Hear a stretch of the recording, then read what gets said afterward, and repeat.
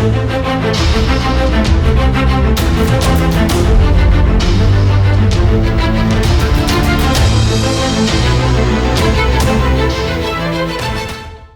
Defence aspirants, भारतीय नौसेना SSR के नोटिफिकेशंस आ गए और अब वो एस्पिरेंट्स जो 17.5 से 21 साल के मेल्स एंड फीमेल्स हैं वो मुझसे जानना चाहते हैं कि भाई आखिर एसएसआर का काम क्या है।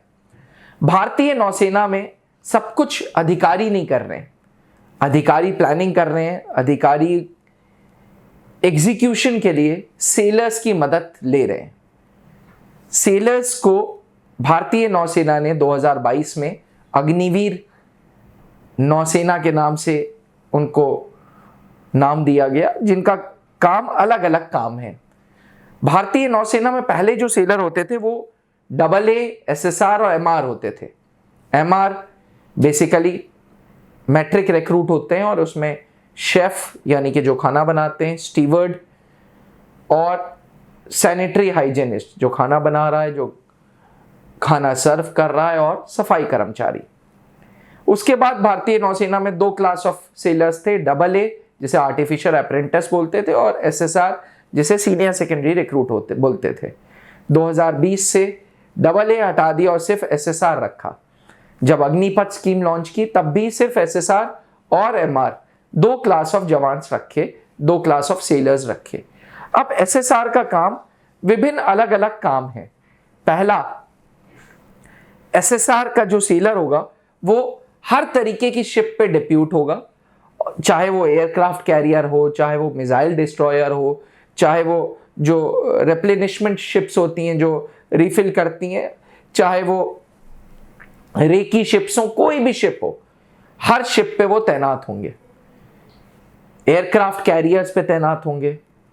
तो हर प्रकार की शिप में आपको सेलर्स मिलेंगे। आमतौर पे अगर एक अफसर है तो 60, 70, 80 सेलर्स हैं ही हैं। आज के टाइम पे सेलर्स सबमरीन्स में, एयरक्राफ्ट कैरियर्स में, नेवल शिप्स में, हेलीकॉप्टर एंड एयरक्राफ्ट्स के लिए भी सेलर्स को यूज किया जा रहा है, क्योंकि भारतीय नौसेना की अपनी वायुसेना भी है। जी, नेवी के पास अपने एयरक्राफ्ट्स हैं, नेवी के पास अपने हेलीकॉप्टर्स हैं, इनकी भी मेंटेनेंस के लिए SSR सेलर्स की जरूरत पड़ती है।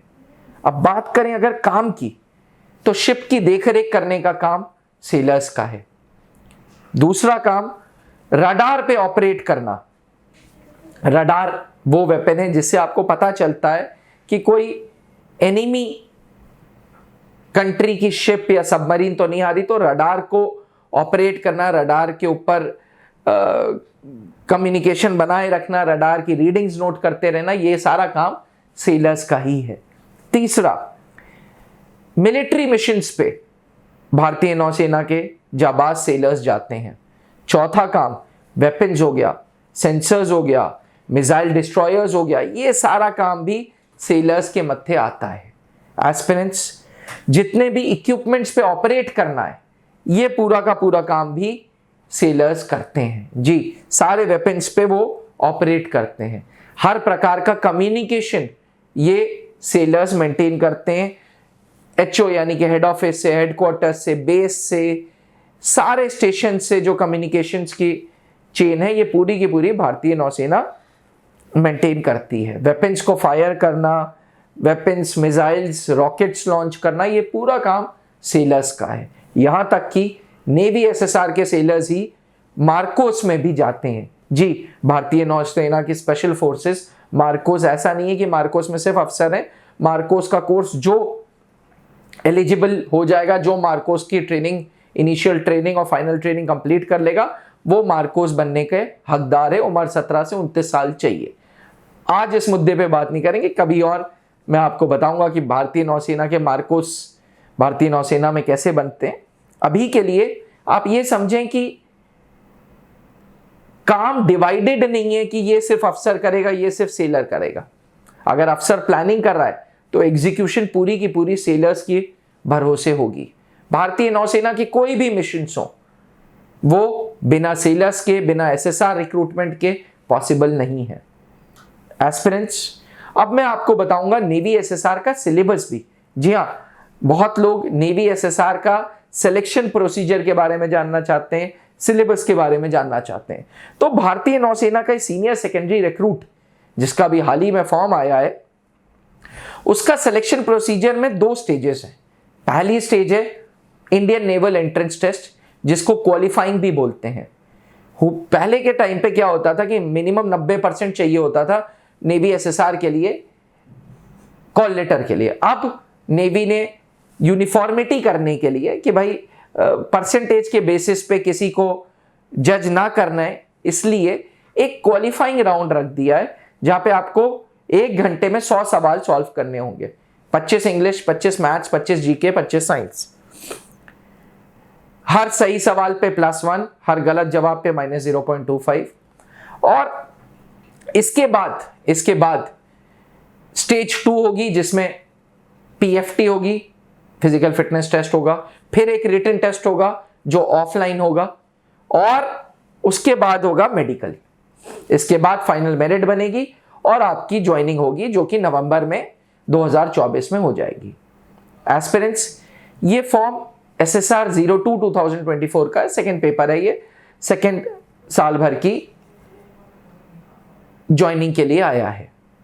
अब सवाल ये उठता है कि INET का सिलेबस क्या है। पीछे स्क्रीन पे त्रिशूल डिफेंस एकेडमी ने आपको सिलेबस इन डेप्थ दे दिया है। साथ ही यहां पे मैं 2 चीजें बोलूंगा कि अगर आप SSR के लिए सीरियस हैं तो त्रिशूल डिफेंस एकेडमी का ऐप डाउनलोड कर लें और जवान कोर्स में जाएं। जवान कोर्स में नेवी SSR पे क्लिक करें और एक बार डेमो वीडियोस देख लें। अगर आपको समझ आती हैं, अगर आपको पढ़ाई का ढंग अच्छा लगता है, अगर आपको एजुकेटर्स पसंद आते हैं, तो आप नेवी SSR कोर्स से जुड़ सकते हैं। इसका टोटल कोर्स की फीस 1000 रुपीज है जो ऑनलाइन आपको प्रोवाइड की जा रही है। साथ ही आप त्रिशूल डिफेंस एकेडमी का टेलीग्राम चैनल से जुड़ जाएं। यहां पे हमने नेवी SSR का इन डेप्थ सिलेबस भी आपको दे रखा है उस चैनल पे। 4 अलग अलग सब्जेक्ट्स हैं। पहला है मैथ्स, दूसरा है इंग्लिश, तीसरा है साइंस, चौथा है जनरल अवेयरनेस। अगर हम मैथ्स की बात करें तो 10+2 का मैथ्स है, जिसमें अलजेब्रा, जिसमें कैलकुलस, जिसमें coordinate geometry, vector and 3D है। जी, स्टैटिस्टिक्स का पोर्शंस है, बहुत कम है। अलजेब्रा में log, sequence and series, complex number, binomial theorem,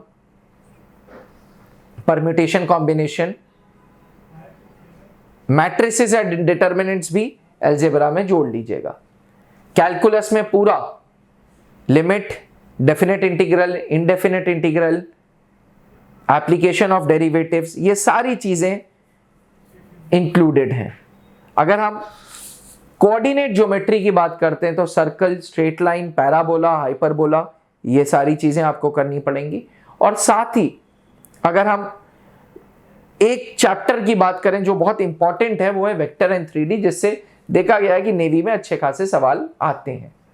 अब बात करें जनरल अवेयरनेस की, तो इसमें मोर ऑफ स्टैटिक जीके होगा। हुज हु, किसने क्या पहली बार किया, कौन पहली बार माउंट एवरेस्ट पे चढ़ा, कौन सी भारत की पहली सैटेलाइट थी, कौन भारत में पहली बार चांद पे चढ़ा, कौन भारत में पहली बार माउंट एवरेस्ट पे चढ़ा। तो हुज हु और मोर ऑफ स्टैटिक जीके है। अवार्ड्स हैं, रिकॉग्निशंस हैं, भारतीय नौसेना के जो मिशंस हैं वो हैं, भारतीय नौसेना में कौन कौन से जहाज हैं वो हैं, भारतीय नौसेना के पर्टेनिंग भी अच्छे खासे सवाल हैं।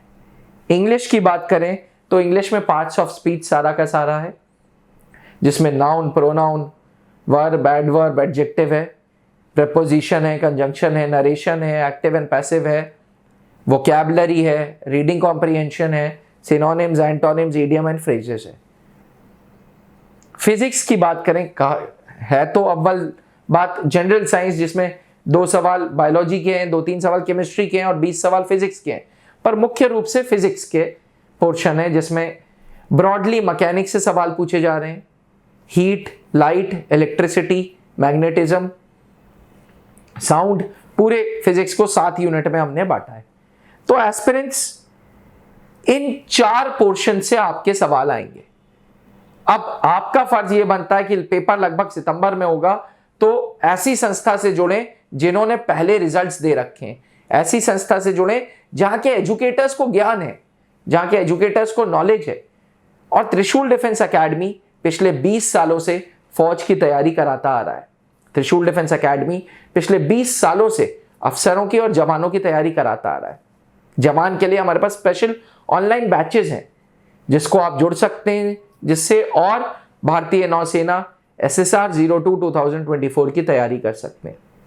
डिफेंस एस्पिरेंट्स, अगर आप भी 17.5 से 21 साल के हैं, 10+2 में physics and maths with minimum 50% है, तो भारतीय नौसेना के SSR फॉर्म की आपको अपॉर्चुनिटी का फायदा उठाना चाहिए और इसका फॉर्म भरना चाहिए। अधिक जानकारी के लिए त्रिशूल डिफेंस एकेडमी का ऐप डाउनलोड कर लें और टेलीग्राम चैनल से जुड़ जाएं ताकि आपको सिलेबस की पूरी PPT मिल जाए। इसी के साथ इजाजत दीजिए। अगर किसी प्रकार के कोई डाउट्स होते हैं तो feel free to talk to me, नीचे लिखे हुए नंबर पे संपर्क करें। थैंक यू, जय हिंद। अब डिफेंस एग्जाम क्रैक करना हुआ और भी आसान, त्रिशूल डिफेंस एकेडमी लेकर आए हैं बिल्कुल ही एडवांस लर्निंग ऐप। तो आज ही ज्वाइन करें और स्टार्ट करें अपनी ऑनलाइन क्लासेस।